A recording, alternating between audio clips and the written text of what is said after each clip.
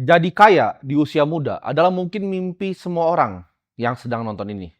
Cuman nggak ada yang pernah ngasih tahu kalian, harga yang harus dibayar untuk jadi kaya di usia muda itu apa.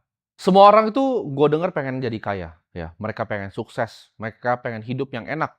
Mereka bermimpi akan barang-barang material, seperti mungkin rumah yang mewah, mobil, segala macam. Cuman nggak ada yang ngasih tahu kalian, kutukan yang akan datang di saat kalian tuh kaya di usia muda itu apa.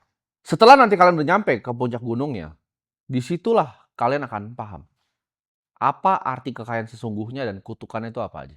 Waktu pertama kali ya, gue ngasilin uang yang signifikan di umur 19 tahun, karyawan gue sekitar 100 sampai 120 waktu itu. Di dunia pasar modal, mungkin yang udah kenal gue dari lama itu tahu bahwa gue dijuluki Golden Boy ya, atau orang bisa sebutnya juga naga muda. Gue itu diundang di berbagai macam ya, instansi punya seminar ya, dari instansi-instansi keuangan terbesar, itu gue diundang semua keliling, umur 19 tahun. Gue udah ngajar di beberapa sekuritas, gue ngajar cara analisa laporan keuangan. Gue bikin deal dengan private equity investor paling besar di Indonesia pada saat itu, ya. Dan salah satu investor yang pertama nawarin untuk berinvestasi di perusahaan gue itu namanya Sequoia, ya. Walaupun ini divisi yang India, tapi yang pertama tawarin untuk berinvestasi adalah Sequoia. Kalau kalian tahu Sequoia itu yang invest di Apple. Waktu Steve Jobs tuh masih di garasi 1978. Itu adalah salah satu venture capital firm terbesar di dunia sekarang. Perusahaan yang gue bikin waktu itu masuk top 9 perusahaan tercepat pertumbuhannya di Indonesia berdasarkan LinkedIn. Waktu itu gue bisa beli apapun ya. Apapun yang kalian bisa bayangin tanpa lihat harga. Gue bisa makan ya. Karena dulu gue nggak punya uang. Ketika gue nggak punya uang itu makan tuh gue cuma bisa di warteg ya. Nasi, orek tempe pakai kuah opor. Tapi setelah gue mendapatkan ibaratnya kesuksesan, yang pertama gue lakukan adalah gue mau makan untuk nggak pernah lihat harga lagi. Karena setiap kali gue datang ke restoran dari dulu sejak gue SMA, gue selalu cari menu yang paling murah. Gue selalu minum minuman yang paling murah. Gue bisa beli mobil yang dulunya cuma ada nangkring di wallpaper handphone. Gue bisa beli akhirnya properti-properti yang gue mau. Tapi di saat itu ya, kala itu gue sadar ya, yang berubah itu bukan cuman digit di rekening. Tapi semuanya tentang hidup gue itu berubah. Orang itu mulai datang ya. Gue mulai melihat orang yang datang tuh berbeda. Ketika orang datang ke depan gue tahu ini orang kira-kira maunya apa. Orang cari gue ya, menghormati gue itu karena uang yang ada di rekening, bukan karena diri gue sendiri. Ini adalah dunia yang waktu itu gue ngerasa semua orang itu antara menjilat ya, atau menyanjung, tapi nggak tahu intensi aslinya apa. Nggak ada mentor waktu itu yang ngajarin gue bagaimana cara lihat ini musuh, ini mentor sebenarnya. Dan kala itu ya, waktu gue bahkan masih di perusahaan yang itu, banyak yang mau coba untuk manfaatin ibaratnya momen-momen ini. Orang yang dulunya gue kira jauh, itu mendekat ya. Mau dari baik teman, mau dari keluarga. Mereka datang itu bukan karena peduli ya, tapi karena mereka melihat peluang. Di tengah semua itu gue mulai tanya tuh ke diri gue, ini mana nih yang beneran datang ibaratnya karena kemauan mereka sendiri, karena mereka peduli sama gue, dan mana yang datang ke gue itu hanya untuk uang.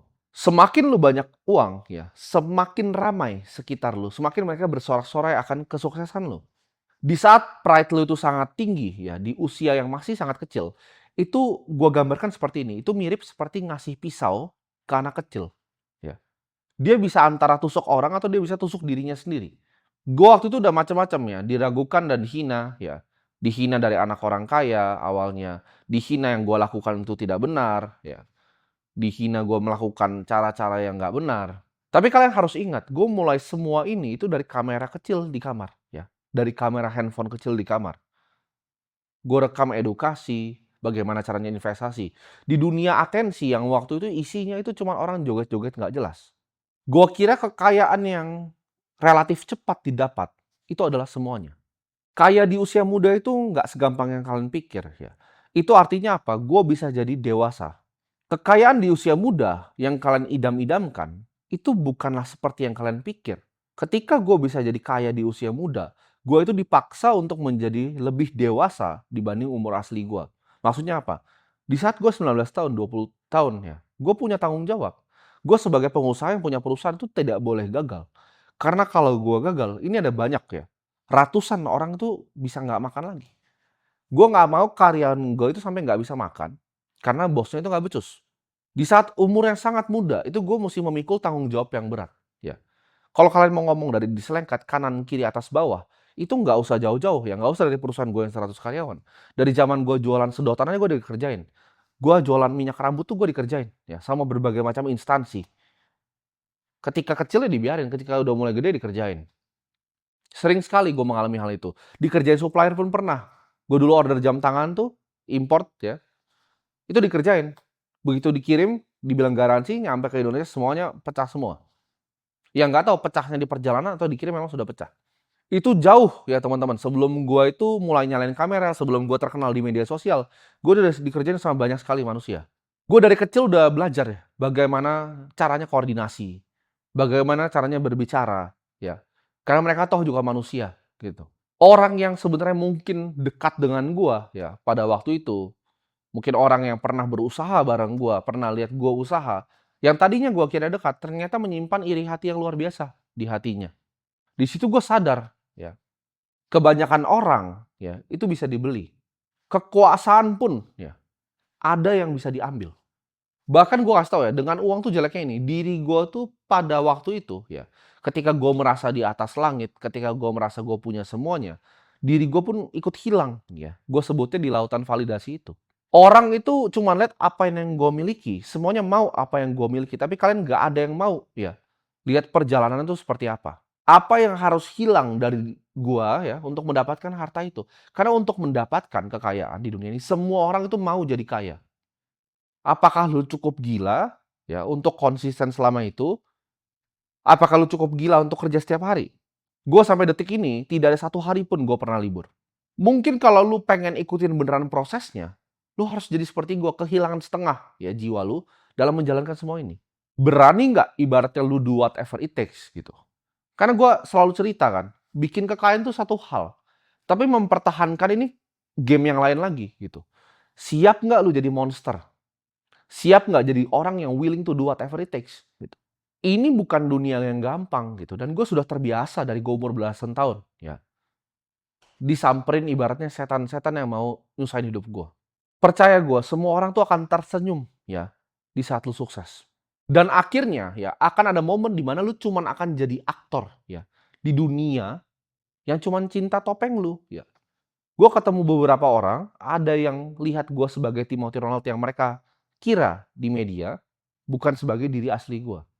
Di usia waktu itu sebenarnya kalau kita boleh ngomong ya, itu usia yang gue sebenarnya harusnya masih belajar dari orang. Tapi gue dipaksa dan dikondisikan untuk gue bisa bahkan ngajarin orang, ya.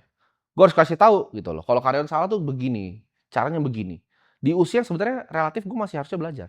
Di saat gue masih perlu ibaratnya dibimbing sama orang-orang lain, ya, gue sudah dijadikan panutan oleh banyak orang. Di dunia ini, gue lihat itu ada kesedihan yang besar sekali. Di mana orang bisa dapetin semua yang dia pernah punya. Ini yang gue lihat dengan mata kepala gue sendiri, tapi dia tidak punya waktu untuk menikmatinya. Dia tidak punya momen bahkan untuk menikmati hasil jerih payahnya. Banyak yang kira, oke, mimpi saya pengen punya hypercar, pengen punya sport car. Pernah nggak kalian pikir gimana caranya ketika kalian punya? Ketika kalian punya hypercar, ya, itu kalian harus bisa untuk mempertahankan kekayaan kalian. Mungkin waktu kalian tuh habis bukan cuma untuk make mobilnya. Mobil mungkin kalian nggak pernah bahkan untuk make. Tapi waktu kalian tuh habis untuk mempertahankan mobilnya ada di situ, gitu loh. Mungkin di situ gue belajar bahwa rezeki yang dititip sama gue ya pas gue masih muda, itu ada alasannya. Biar gue bisa belajar lebih cepat dibanding yang lain. Ini bukan soal uang banyak-banyakan, ya banyak yang lebih kaya dari gue.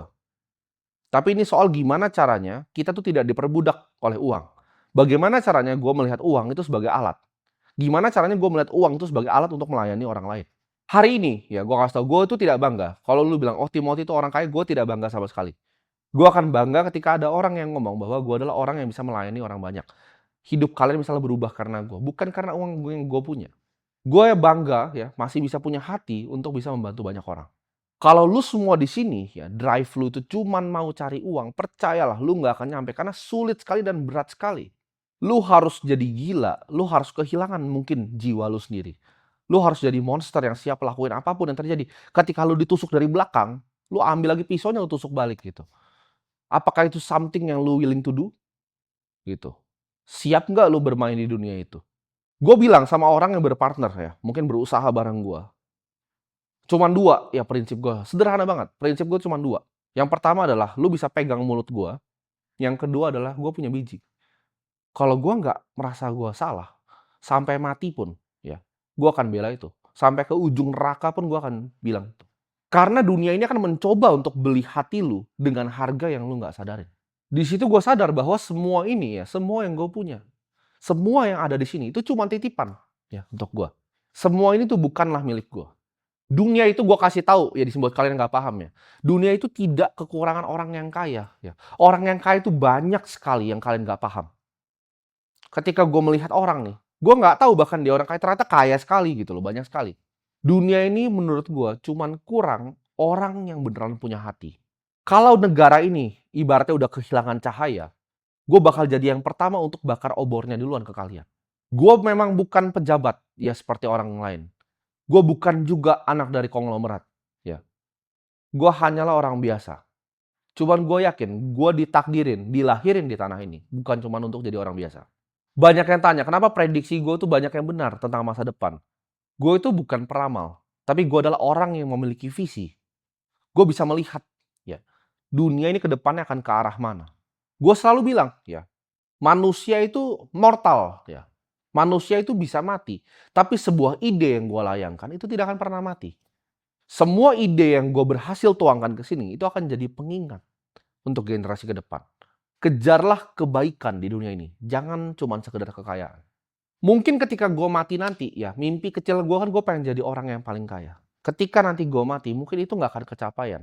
Ya. Mungkin gue nggak dikenal sebagai orang yang paling kaya, tapi gue mau dikenal sebagai orang yang paling bermanfaat untuk masyarakat. Orang yang paling banyak melayani orang lain.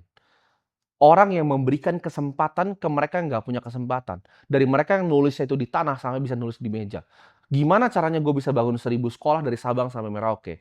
Gimana caranya gue bisa bangun 100.000 bahkan nanti ke depannya? Dan gimana caranya gue bisa kasih kalian semua ini kesempatan belajar yang sama? Gue belajar satu-satunya, ya, caranya untuk keluar dari gue sebutnya kutukan uang ini cuma satu cara. Lu pakai uang itu bukan untuk kesenangan atau hedonisme. Lu pakai uang, ya, itu untuk kebaikan, untuk melayani orang lain. Hedonisme tuh percayalah sama gue, itu game yang gak ada ujungnya. Gue udah cobain semuanya yang ada di bawah matahari ini. Ya, itu tidak ada ujungnya. Ya. Gue tidak pernah ngelak gitu ketika ada pikiran gue mau melakukan apa, mau membeli apa, itu tidak pernah gue tidakkan gitu. Gue sudah coba semua yang ada di bawah matahari ini, dan itu tidak ada ujungnya. Uang itu bukan cuma sarana untuk cari validasi, ya. Tapi uang itu adalah amanah yang dititipkan ke lu. Bagaimana nih cara pakainya nih? Semua harta yang gue miliki akan gue habiskan demi satu misi ini. Gimana caranya gue nyalain obor di hati tiap kalian? Gitu. Ini buat yang punya kesempatan pegang handphone. Yang nggak punya kesempatan pegang handphone pun gue fasilitasi dengan gue bangunin sekolah. Banyak yang tanya, loh kalau begitu nggak habis uang lo? Baru bulan ini aja udah mau bangun 2 lagi sekolahan. Jawabannya tidak ya. Gue tidak takut uang gue akan habis. Gue percaya semuanya itu memang bisa hilang. Dan gue tidak mau menggantungkan identitas gue pribadi itu cuma karena uang, karena harta. Uang yang diam, gue percaya ya, uang yang diam itu akan membusuk. Sedangkan uang yang mengalir ke mereka yang membutuhkan itu akan menuhin hati kalian. Gue nggak mau uang gue tuh gue kumpul-kumpulin cuma jadi bendungan keserakahan. Banyak sekali orang yang kalian bahkan nggak paham itu punya tiba-tiba 800 miliar cash di rumah. 1 triliun cash di rumah. Tapi buat apa? Tidak bisa dipakai juga, cuma jadi tadi gue sebut, bendungan keserakahan. Kutukan uang adalah uang itu bukan dipakai untuk disembah. Tapi gimana caranya dari amanah yang dititipkan kita pakai untuk melayani orang lain. Gue tunggu kalian semua di atas gunungnya. Ya. Nyalain obor kalian. Satu aja dari kalian di sini ya, yang nonton, satu aja dari kalian. Itu bisa ke depannya dalam mungkin 20 tahun ke depan tuh bangun satu sekolahan aja. Gue percaya negara ini akan jadi negara yang sangat maju. Ya. Dan itulah mimpi gue, karena gue cinta sekali dengan tanah air ini. Gue lahir di sini, ya. Gue pengen jadi negara ini negara yang maju. Satu dari kalian, ya, berhasil dengerin omongan gue, jadikan harta kalian untuk melayani orang lain. Gue percaya kita adalah negara yang tidak akan pernah kekurangan, ya. Jadi gue tunggu semua perjuangannya. Sampai jumpa nanti di atas gunung.